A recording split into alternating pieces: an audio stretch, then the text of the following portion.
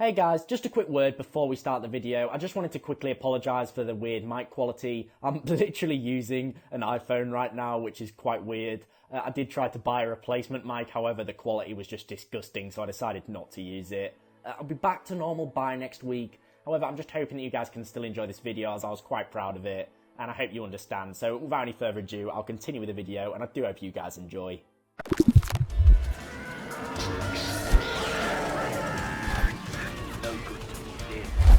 Thrawn was the Grand Admiral that brought many systems under the subjugation of the Galactic Empire, a military genius who originated from the unknown regions under the Chiss Ascendancy.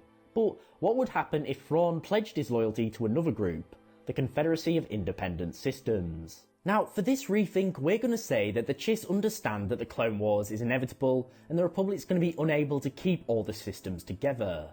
As well as this, it's possible that the Chiss, being isolationists, would want the Republic not to succeed, as a strong Republic could essentially force them to integrate with the rest of the galaxy. And it was never above the Republic to use dirty tricks to get new systems to join. So ultimately we're going to say that the Chiss don't want the Republic to survive. So we're going to say that they send one of their most lethal military commanders, Thrawn, to rendezvous with Dooku and offer his services on behalf of the Ascendancy.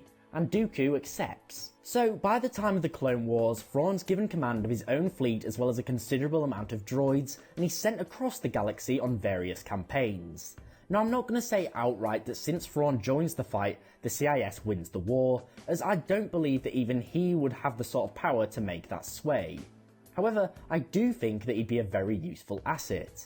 In fact, I believe that he would take over many of Grievous's duties.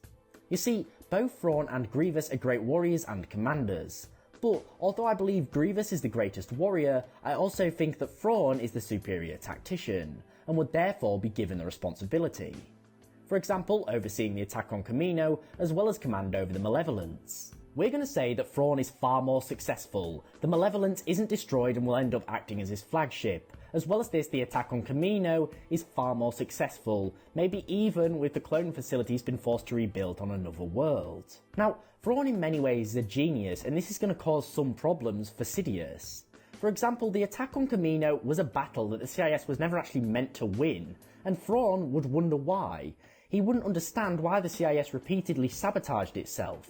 Another example of this is how Dooku basically handed control of the banks over to the Republic. For this reason, I think that he'd look into it, and for the fun of the theory, we're going to say that he discovers that Sidious and Palpatine are one and the same, that Dooku serves him, and that this entire war is in the interest of making Sidious become Emperor. Now, if he could actually discover this is hard to say, but we're going to say that he does, and this in my opinion is going to result in one of two scenarios. One being that Sidious talks to him and explains the situation, that it will be in the best interest of the galaxy if the Sith take power.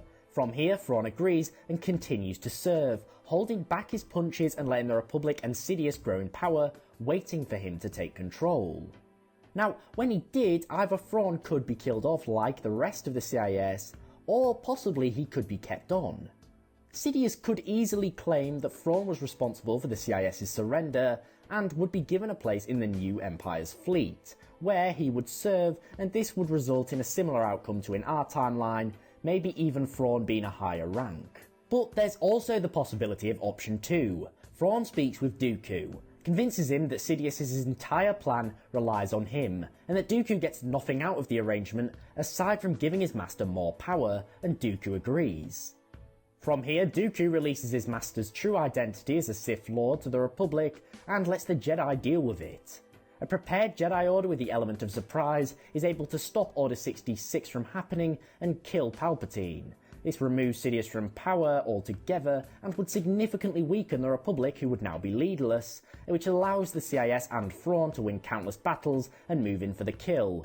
From here, the Republic would be forced to surrender due to the outrage that followed, and there would be no option but to allow the CIS to win the war. From here, the CIS under Dooku and their council would rule the galaxy. Thrawn would likely to continue to serve in the CIS on behalf of the Chiss, and with the galaxy divided, there will be almost no chance that the Chiss will be threatened by a large government. And with Thrawn running the galaxy's military, they would be able to count on the protection of the CIS's fleet and vast droid armies. But what do you think would happen if Thrawn joined the CIS? Would he be victorious? And would he side with Sidious or push for independence with Dooku? Again, I'd just like to apologise for the mic quality. It's been an odd couple of days for recording, but I do hope that you enjoyed anyway. If so, please remember to like, sub and share if you did, as it really helps the channel grow and is always greatly appreciated. Also, don't forget to follow me on Twitter @TheLawGuy for regular updates. Again, thanks for watching, I hope you enjoyed, and I'll see you next time.